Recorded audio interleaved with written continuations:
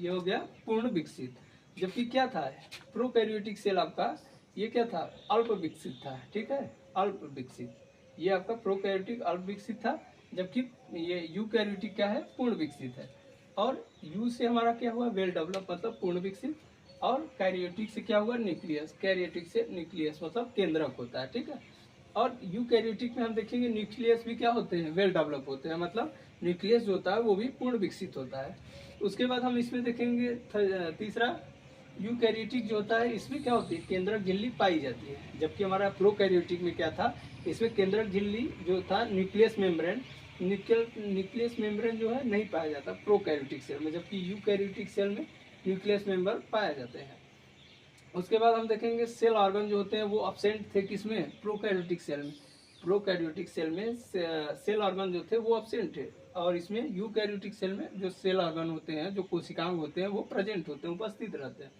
उसके बाद हम देखेंगे राइबोसोम। अभी आपको बताया हमने कि राइबोसोम जो होता है 70S का पाया जाता है प्रोकैरियोटिक सेल में, जबकि 80S का पाया जाता है हमारे यूकैरियोटिक सेल में। तो थोड़ा सा अभी एस को लेके कंफ्यूजन होगा आप लोगों को कि ये एस क्या है, तो हम थोड़ा सा एस के बारे में भी अभी बताएंगे लास्ट में। उसके बाद हम क्या देखेंगे, श्वसन की प्रक्रिया, ठीक है। प्रोकैरियोटिक सेल में श्वसन की प्रक्रिया जो है वो किससे होती है, मीसोसोम से, मीसोसोम में संपन्न होती है, ठीक है। मीसोसोम में श्वसन की प्रक्रिया किस सेल में होती है, प्रोकैरियोटिक सेल के अंतर्गत मीसोसोम में हमारा श्वसन की प्रक्रिया होती है।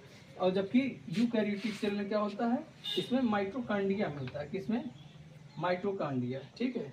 माइटोकांड्रिया में हमारा श्वसन की प्रक्रिया संपन्न होती है यूकैरियोटिक सेल में। और इसी माइटोकांड्रिया को हम क्या बोल सकते हैं, इसी को हम बोलते हैं क्या, पावर हाउस, ठीक है। इसी को हम सेल का पावर हाउस बोल देते हैं, माइटोकांड्रिया ये हमारा पावर हाउस होता है। और उसके बाद हम क्या देखेंगे, यूकैरियोटिक सेल जो है इसमें क्या है, जेनेटिक मटेरियल। अभी आपको बताया हमने कि जेनेटिक मटेरियल इसमें भी पाए जाते हैं, इसमें भी पाए जाते हैं। प्रोकैरियोटिक में भी जेनेटिक मटेरियल होता है और यूकैरियोटिक में भी होता है। तो प्रोकैरियोटिक में जो जेनेटिक मटेरियल होता है वो हमारा क्या होता है, सिंगल हेलिक्स होता है, एकल कुंडलित होता है। जबकि इसमें क्या है, यूकैरियोटिक में ये डबल हेलिक्स होता है, ठीक है। इस टाइप का उसका आकार कुछ होता है, ये इस टाइप का ये हो गया, ठीक। तो ये हमारा क्या हो गया, डबल हेलिक्स मतलब द्विकुंडलित, इसको बोलेंगे द्विकुंडलित, ठीक। डबल हेलिक्स हो गया जेनेटिक मटेरियल यूकैरियोटिक सेल के अंदर। और जबकि प्रोकैरियोटिक में क्या था, सिंगल हेलिक्स था, ठीक है।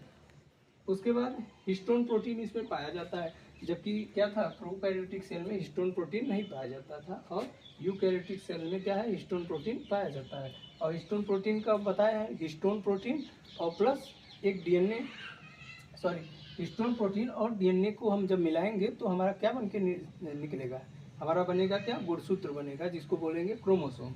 और हम यूकैरियोटिक सेल के अंतर्गत हम एग्जाम्पल देखेंगे कुछ।